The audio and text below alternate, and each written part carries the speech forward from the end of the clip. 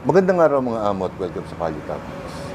Sa video na to ay magbibigay tayo ng komento patungkol po dito sa panibago na namang kasinungalingan na pinasungaw ng Chinese government sa atin patungkol nga po dito sa West Philippine Sea.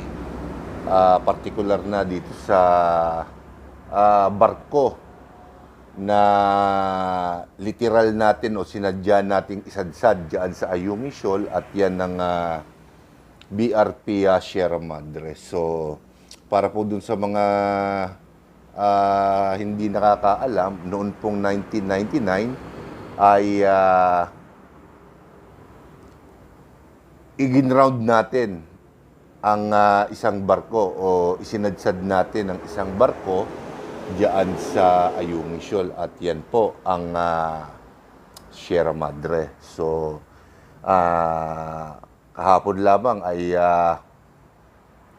nagpasungaw na naman ng isang malaking kasinungalingan ng Chinese government dahil at wala na rin sigurong kahihiyan na nararamdaman ng Chinese government sa kanilang mga katawan dahil nagpalabas na naman sila ng isang nakakatawa, nakakainis, nakakalungkot, nakakagalit na kasinungalingan at ginamit pa nila ang isang dating pangulo ng ating bansa at yan po si dating Pangulong Joseph Ejercito Estrada. Tama ba ako, Joseph Ejercito? Gawin na lang nating ERAP. Si Pangulong Joseph Estrada, si ERAP. So, porque 86 anyos na at siguro iniisip nilang ulyani na yung matanda, hindi na kokomento, makapagtatanggol pa sa kanyang sarili si former President Joseph Estrada patungkol dito sa usapin na to, ito nga po nga sa Ayungin Shoal, yung Sierra Madre, dahil di umano sa kanilang rekoleksyon nangako si dating Pangulong Erap Estrada na aalisin ang BRP Sierra Madre sa kanyang pagkakasadsad doon sa Ayungin Shoal bilang pangako sa China at pagkilala sa tingin ko na sila ang may-ari ng West Philippine Sea at kabilang po yung Ayungin Shoal doon. So, lilinawin natin itong mga kalokohan na kanilang pinauusbong. At sa tingin ko'y napakabobo ng nag-isip ng diskarte na yan dahil hindi inisip nung mga dumiskarte na yon na yung mga tao o yung pangyayari na yon ay matatandaan pa at marami pang buhay na mga nakakaalam noong pangyayari na yon. At pati na rin yung ginawa nilang pananakop, reclamation diyan sa West Philippine Sea ay hindi po nila sukat nakalain na marami pang buhay na tao ngayon na makapagsasabi na hindi sila balita noon. Alam niyo mga amo, nung panahon ni Fidel B. Valdez Ramos, that was 92 to 98, wala naman pong balitan lumabas noon o nabalita man lang sa telebisyon noon na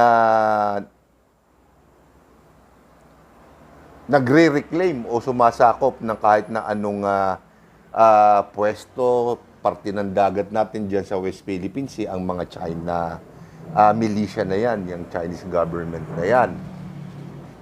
Nag-umpisa na lamang po yung balita na yan noong pong 2000 2000 2005. Nandun sa pagitan ng 2001-2005 yan. Panahon na po ni dating Pangulong Gloria Macapagal Arroyo. Gloria Macapagal Arroyo yan dahil noon pong 1999 hanggang 2001, doon po ang panahon ni dating Pangulong Erap Estrada. 2 taon lang po siyang mahigit na nungkulan dahil na binakanti po niya yon dahil dun sa people power. Sa pagkakaalam ko, pinagkaisahan siya ng mga negosyante, ng mga matataas na o mga elite people sa alta syudad. So maraming may ayaw sa kanya, kaya nagawan siya ng paraan na masipa sa posisyon. Pero nung mga panahon na yon ni Fidel Valdez Ramos, wala pang reclamation na ginawa ang Chinese government diyan. Parang ang pagkakatanda ko sa paalam nila, nagpaalam lang sila na maglalagay sila ng mga, alam nyo, para bang paradahan lang ng kanilang mga barko pagka may mga masama ang panahon, may bagyo. Kasi ano yun mababaw lang po yun. Pwede silang umangkla doon, ligtas sila ron. Yun ang paalam nila. Pero sumahol na lamang po ito nung panahon na ni dating Pangulong Gloria Macapagal Arroyo. Sa kanya nag-umpisa yan. Dahil sa panahon po ni Joseph Estrada, natunugan na po ni Joseph Estrada na inaangkin na ng China ang West Philippines noon. Kaya bilang marker, isinadsad nila yung Sierra Madre yun dahil decommission na yun decommission na, ginamit na marker diyan sa Ayungin Shoal. Spratly Islands pa yata ang tawag yan dati, pero Ayungin Shoal ngayon yan. Isinadsad nila dun yan para patunayan na ang lugar na yon ay pag-aari ng Pilipinas. So, ito ngayon ang mga katanungang dapat patunayan ng Chinese government. Meron ba silang dokumentong pinanghahawakan na pinirmahan man lang ni dating Pangulong Joseph Estrada na nangako siya na aalisin iyang barko natin na yan sa Ayungin Shoal, yung Sierra Madre, BRP Sierra Madre. Wala silang naipakita, pure hearsay, ng 2 anak ni Joseph Estrada, si Senator Rajinggoy Estrada at si Senator J.B. Ejercito. At kinumpirma pa ng dating Defense Secretary na si Orly Mercado na walang ganong pag-uusap na nangyari sa pagitan ng Pilipinas at China. So, anong puwersa ang nagtulak sa nakakahiya pa at nakakainis? Empleyado pa yata ng Chinese government dito, yung sa embassy nila rito ang nagsalita. Parang spokesperson pa yata nila yon. Saan kumuha ng tapang ng hiya itong mga tao na to para magbigay ng statement na tayo ay nangako sa kanila? Panansya ko kahit ganyan ang edad ni former President Estrada, matino pa yan, 86 lang yan. Hindi pa ganong kaulyani yan. Kung si Enrile nga 90 mahigit na Matalim pa ang utak si former President Estrada pa kaya? Siguradong wala. At marami ang nagpatunay na walang ganong usapan. So, desperado na ang China para maangkin ng West Philippine Sea. Sukat na, gumamit na ng takot-takot na kasinungalingan. Wala silang maipakita na papel o dokumento o usapan